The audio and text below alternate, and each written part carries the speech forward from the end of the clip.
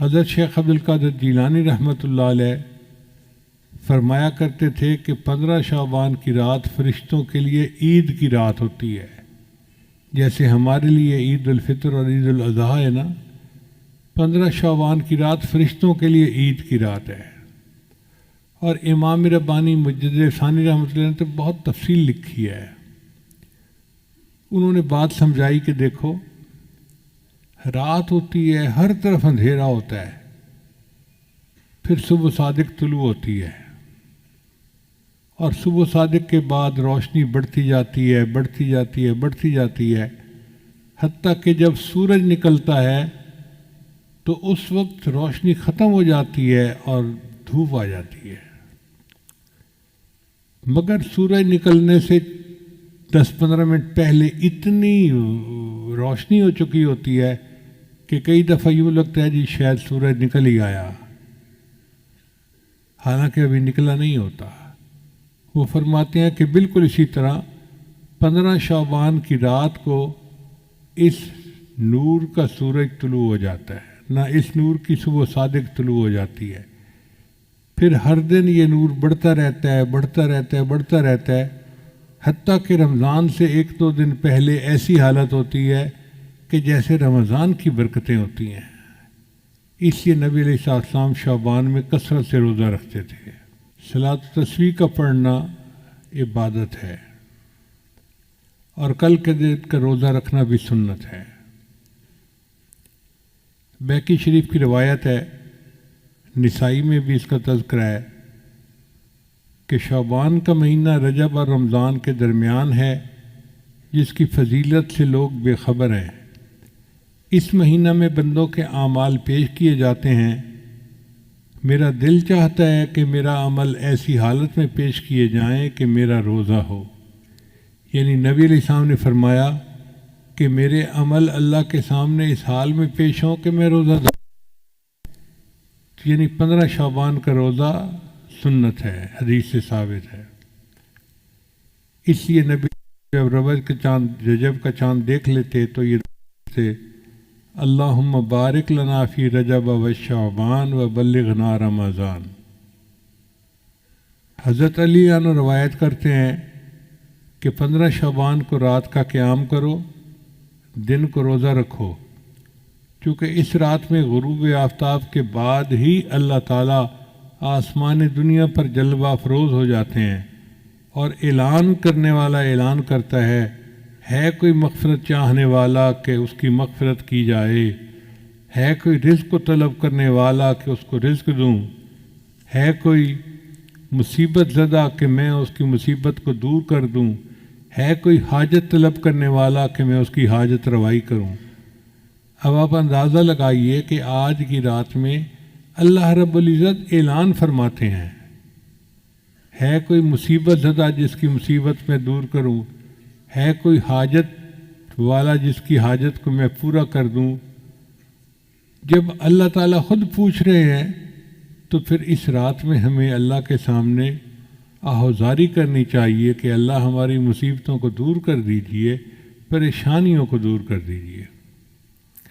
ابن ماجہ کی روایت ہے کہ نبی علیہ السلام کے بارے میں سیدہ صدیقہ عنہا فرماتی ہیں، میں نے ایک رات نبی علیہ السلام کو بستر پر نہ پایا۔ بندہ سویا ہوا ہوتا ہے نا تو آنکھ کھلتی ہے، تو میں نے دیکھا کہ نبی علیہ السلام بستر پہ نہیں تھے، تو میں باہر نکلی، بھائی خیریت تو ہے پتہ کروں۔ وہ فرماتی ہیں میں نے دیکھا کہ نبی علیہ السلام جنت بقیع کے اندر تھے۔ میں نے پوچھا اے اللہ کے نبی صلی اللہ علیہ وسلم آپ یہاں رات کے وقت کیسے آئے؟ تو نبی علیہ السلام نے فرمایا کہ آج 15 شعبان کی رات ہے،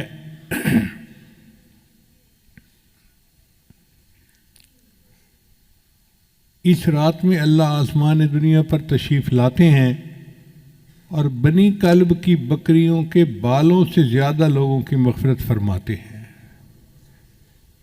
بنی کلب ایک قبیلہ تھا مدینہ میں جو بکریاں پالنے میں مشہور تھا، ہر گھر والوں کے پاس بکریاں ہوتی تھیں۔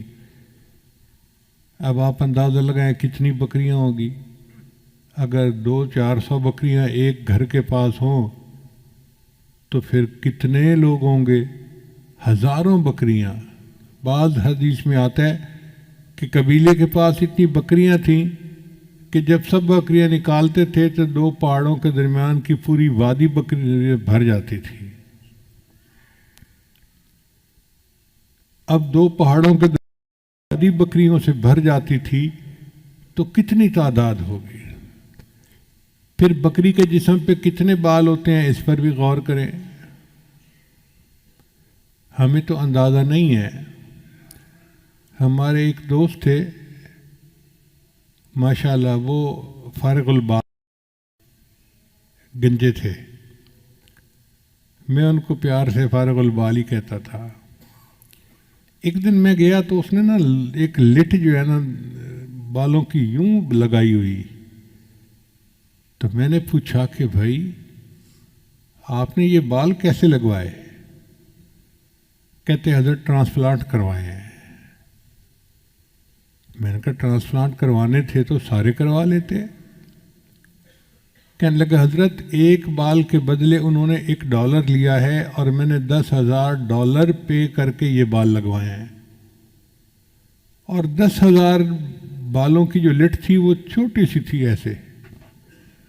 تو میں سوچ میں پڑ گیا کہ اگر یہ بال 10,000 ہیں تو پورے سر پہ تو پھر لاکھوں بال ہوں گے۔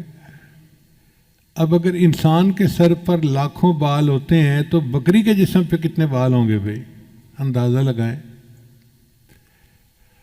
اگر ایک بکری کے جسم پر لاکھوں بال ہوتے ہیں تو بنی کلب کی پوری بکریوں کے جسم پہ کتنے بال ہوں گے؟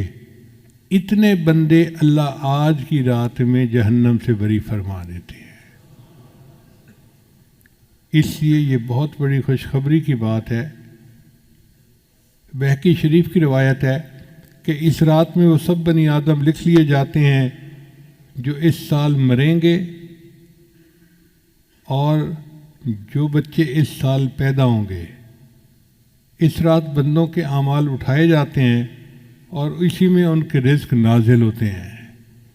اب جو بے اولاد لوگ ہیں وہ آج کی رات میں اللہ سے دعا مانگے کہ اللہ ہمیں اولاد والی نعمت عطا فرما، چونکہ فیصلے آج کی رات ہونے ہیں۔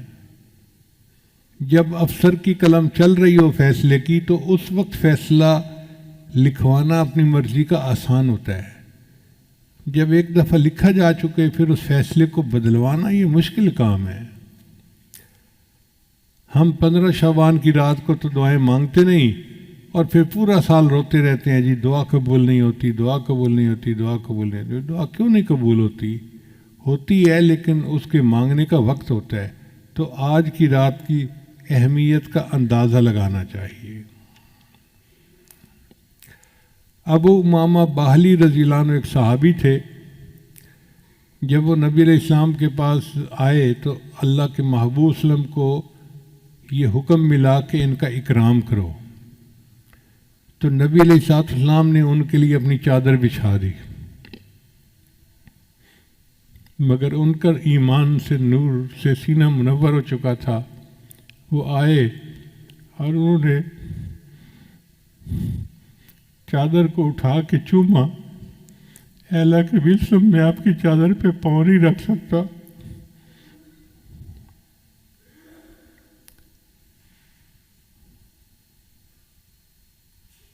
وہ روایت کرتے ہیں کہ نبی علیہ السلام نے ارشاد فرمایا، من صام یوم من شعبان، جس نے شعبان کے دن کا روزہ رکھا، یعنی 15 شعبان مراد ہے، فتحت لہ ابواب الجنان، اللہ اس کے لیے جنت کے دروازے کھول دیتے ہیں، وغلقت علیہ ابواب النیران، اور اس پر جہنم کے دروازوں کو بند کر دیتے ہیں۔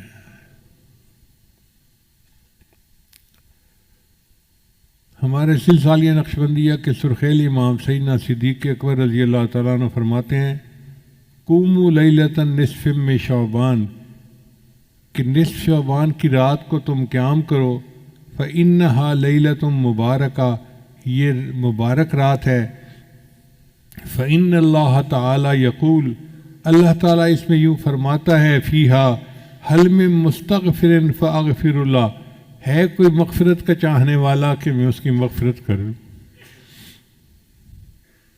سبحان اللہ۔ زندگی میں اللہ نے پھر ہمیں ایک موقع دے دیا.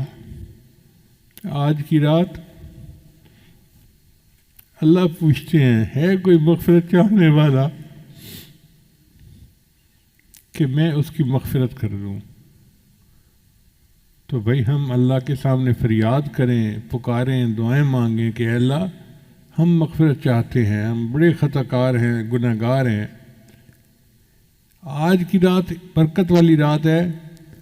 علماء نے لکھا ہے کہ حضرت موسیٰ علیہ السلام کو طور پہ نبوت ملی تھی، وہ 15 شعبان کی رات کو ملی تھی.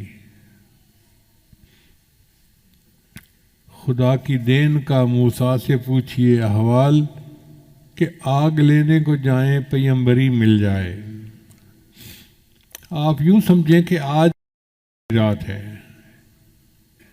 رزق کے فیصلے آج کی رات ہوں گے، انسان کو مال کتنا ملنا ہے اس کے فیصلے آج کی رات ہوں گے، کس کا نکاح ہونا ہے اس کے فیصلے آج کی رات ہوں گے، کس کو بچے ملنے ہیں فیصلہ آج کی رات ہوگا، صحت والی نعمت ملنی ہے اس کا فیصلہ آج کی رات ہوگا، کس کو آئندہ سال زندگی ملنی ہے فیصلہ آج کی رات ہوگا. اب رزق تو اللہ تعالیٰ نے ہمیں پہنچانا ہے. ہم اگر کہنا کہ اللہ ہمیں رزق نہ دے پھر بھی اللہ رزق دیں گے، چونکہ ذمہ اس نے لیا ہوا ہے. اب جو لوگ بھوک ہڑتال کرتے ہیں ان کے ساتھ کیا ہوتا ہے؟ ان کو زبردستی جوس پلائے جاتے ہیں، اور جو انکار کرتے ہیں تو پھر ڈاکٹر آ جاتے ہیں، وہ پھر ان کو ٹیکے لگاتے ہیں. تم اگر منہ سے نہیں کھا رہے تو ہمیں تمہیں غذا تو دینی ہے، تو سوئیاں چبھو چبھو کے ان کو رزق دیا جاتا ہے.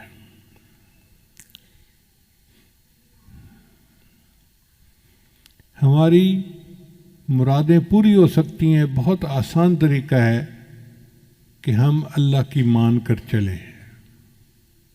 ایک اصول یاد رکھیں کہ ایک ہے ایمانی زندگی اور ایک ہے نفسانی زندگی. ایمانی زندگی گزاریں گے تو ہم امام عالم بنیں گے، اور نفسانی زندگی گزاریں گے تو ہم غلام عالم بنیں گے. آج کل کے حالات پہ نظر کر لیجئے، آج کل جتنے مسلمان ہیں سب غلام عالم بنے ہوئے ہیں.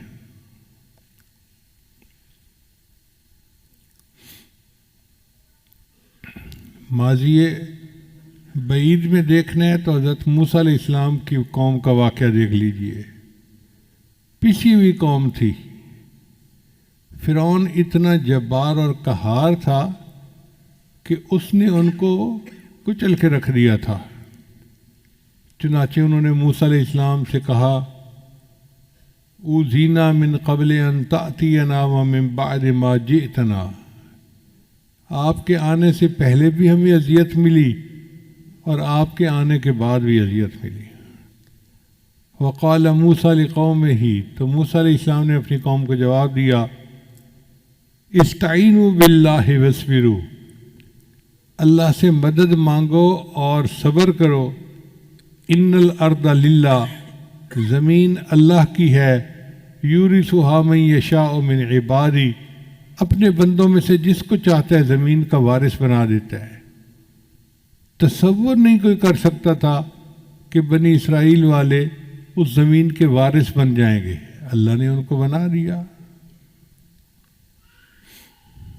اللہ فرماتے ہیں وَنُرِيدُ، اور ہم نے ارادہ کیا أَن نَمُنَّ عَلَى الَّذِينَ اسْتُضْعِفُوا فِي الْأَرْضِ وَنَجْعَلَهُمْ أَئِمَّةً وَنَجْعَلَهُمُ الْوَارِثِينَ، کہ ہم ان کو زمین کا امام بنائیں گے اور زمین کا وارث بنائیں گے. یہ تو ہے ماضی مثال. اگر ماضی قریب میں مثال دیکھنی ہے تو صحابہ کرام کی مثال دیکھیں. اللہ کی مان کر چلے. اللہ نے کیسر و کسریٰ کے تاج ان کے قدموں میں لا کر رکھ دیے. اللہ تعالیٰ نے ان کو کیا عزتوں سے نوازا. چڑھتے سورج سے تاج مانگا، سمندروں سے خراج مانگا. لگاتا تھا تو جب نعرہ تو خیبر توڑ دیتا تھا. حکم دیتا تھا تو دریا کو رستہ چھوڑ دیتا تھا۔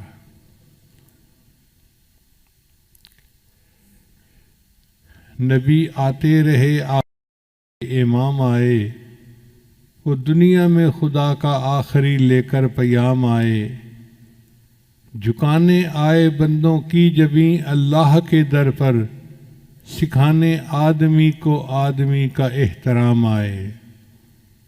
وہ آئے جب تو عظمت بڑھ گئی دنیا میں انسان کی، وہ آئے جب تو انسان کو فرشتوں کے سلام آئے۔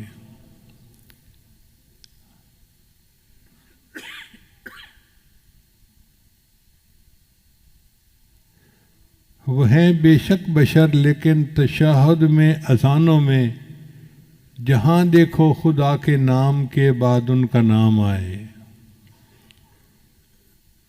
خدا شاہد یہ ان کے فیض صحبت کا نتیجہ تھا، شہنشاہ گر پڑے قدموں میں جب ان کے غلام آئے۔ اللہ نے صحابہ کو ایسی شان عطا فرمائی تھی کہ بادشاہ ان کے قدموں میں گر پڑتے تھے۔ اب سوال پیدا ہوتا ہے کہ جب مسلمان کے لیے اللہ کی مدد اتنی ہے تو آج ہم کیوں ذلیل و خوار زندگی گزار رہے ہیں؟ اس کی وجہ یہ کہ ہماری زندگی ایمانی زندگی نہیں، نفسانی شیطانی شہوانی زندگی ہے، اور اس کی وجہ سے ہم غلام عالم ہیں۔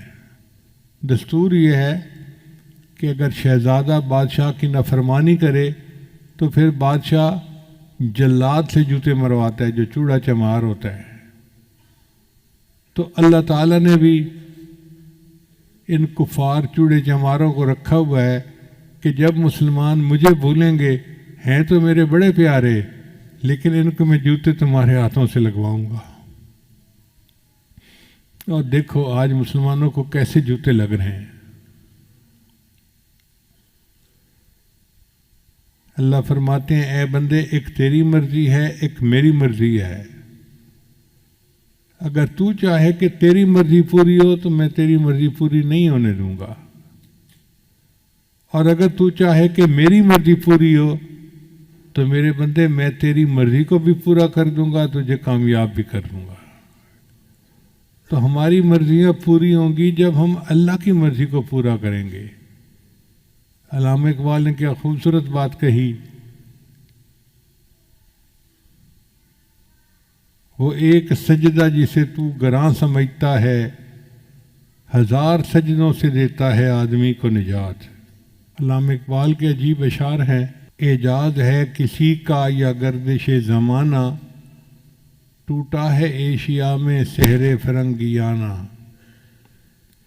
اے لا الہ کے وارث باقی نہیں ہے تجھ میں، انداز دلبرانہ کردار قاہرانہ۔ تعمیر آشیاں سے میں نے یہ راز پایا، اہل جنوں کے حق میں بجلی ہے آشیانہ۔ تیری نگاہ سے دل سینوں میں کانپتے تھے۔ کیا خوبصورت بات کہی ہے، تیری نگاہ سے دل سینوں میں کانپتے تھے، کھویا گیا ہے تیرا جذبے قلندرانہ۔ یہ بندگی خدائی وہ بندگی گدائی، یا بندہ خدا بن یا بندہ زمانہ۔ اگر ہم بندہ خدا بنیں گے تو ہمیں اللہ امام عالم بنائیں گے، اور اگر بندہ زمانہ بنیں گے تو پھر ہم غلام عالم بنیں گے۔ کتنے لوگ ہیں جو آج قرضے کی وجہ سے پریشان ہیں، کسی نے بینک کے قرضے دینے ہیں، کسی نے لوگوں کے قرضے دینے ہیں، لوگ رسوا کرتے ہیں۔ کتنے لوگ ہیں جو گھر سے بے گھر ہیں، پردیس کے دھکے کھاتے پھر رہے ہیں کہ یہ اخراجات پورے نہیں ہوتے۔ کتنے لوگ مرض سے پریشان، بچے بیمار ہیں، ہسپتالوں کے چکر لگا لگا کے تھک گئے ہیں۔ کتنے لوگ نوکری نہ ملنے کی وجہ سے پریشان، کاروباری خسارے کی وجہ سے پریشان۔ کتنے لوگ ہیں بیٹی کے مناسب رشتے نہ ملنے کی وجہ سے پریشان، ان کو نیک قدردان لوگوں کا ساتھ نہیں ملتا۔ کتنے لوگ اولاد نہ ہونے کی وجہ سے پریشان۔ عورت تعلیم یافتہ بھی ہے، اچھے گھر کی بھی ہے، ہر صفت ہے اس کے اندر، مگر ساس دھمکی دیتی ہے تیری اولاد نہیں ہو رہی، میں بیٹے کی دوسری شادی کر دوں گی۔ نند ہے تو اٹھتے بیٹھتے تانے دیتی ہے۔ اب اس عورت کی ٹھنڈی آنکھیں اللہ ہی جانتا ہے۔ کتنے لوگ ہیں کہ بچیوں کی شادیاں تو ہو گئیں، میاں کی درمیان محبت نہیں ہے۔ اب جس عورت کو شادی کے بعد خامد کی محبت نہ ملے تو اس کا گھر کیسے آباد ہوگا؟ ان سب کا علاج کیا ہے کہ ہم آج کی رات میں اللہ رب العزت سے سچی توبہ کریں اور خوب دعا مانگیں کہ اللہ ہماری ان پریشانیوں کو دور کر دیجیے۔ یہ پکی بات ہے، جو چاہیں اللہ چاہیں گے وہ ہوگا، جو نہیں چاہیں گے وہ نہیں ہوگا، چاہے ہم جو مرضی لگا لیں۔ جو اللہ تعالیٰ بنی اسرائیل کو من و سلوہ کھلا سکتا ہے، کیا امت محمدیہ کو دال روٹی نہیں دے سکتا؟ جو پروردگار بی مریم کو بے موسم کے پھل کھلا سکتا ہے،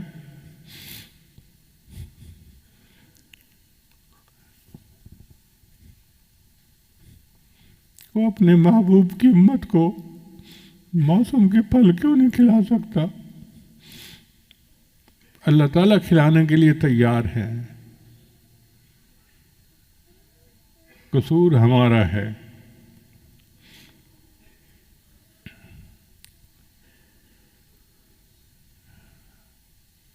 کہتے ہیں کہ پرائی بکری کو کوئی گھاس نہیں ڈالتا، ہم اللہ کے ہیں۔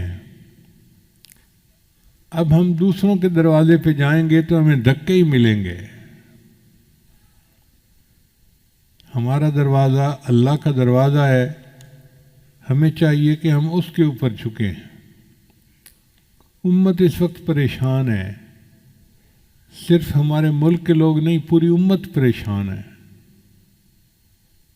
اور ہم اللہ سے دعا مانگتے ہیں کہ اے اللہ آپ امت کے اوپر ترس کھا لیجئے۔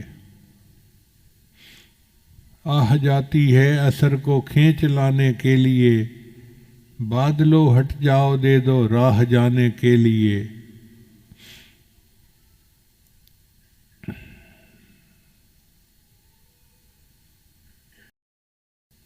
خار ہیں بدکار ہیں ڈوبے ہوئے ذلت میں ہیں، جو بھی ہیں آقا تیری محبوب کی امت سے ہیں۔ ہم جیسے بھی ہیں تو امتی نبی علیہ السلام کے نا۔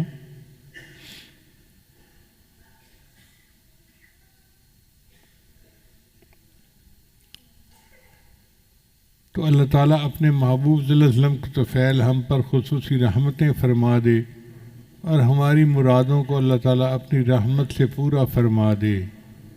اب پورے بیان کا خلاصہ یہی نکلا کہ سال کی ابتدا محرم سے ہوتی ہے جو مجاہدے کا مہینہ ہے، اور سال کی انتہا ذوالحجہ پہ ہوتی ہے جو مشاہدے کا مہینہ ہے۔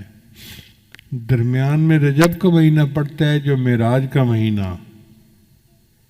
پہلی ششماہی کو اللہ تعالیٰ نے ربیع الاول سے زینت بخشی اور نبی علیہ السلام رحمۃ للعالمین دنیا میں تشریف لائے، اور دوسری ششماہی کو اللہ نے شہر الغمسہ غفران سے زینت بخشی، اور رمضان کا مہینہ آنے والا ہے۔ آپ یوں سمجھے کہ آج کی رات طلوع صبح صادق ہو گئی، اب رمضان کی پہلی کو طلوع سورج ہوگا، اور پھر نور کا ایک مہینہ اپنی پوری رحمت کے ساتھ آئے گا۔ اللہ تعالی ہمیں اس مہینہ کے لیے تیاری کرنے کی توفیق عطا فرمائے۔ یہ تیاری کوئی ورزش کرنے کا نام نہیں ہے، بلکہ ہم اپنی زندگی سے گناہوں کو ختم کریں اور اللہ تعالیٰ کو منانے کے لیے پوری کمر کس لیں، ہمت کر لیں۔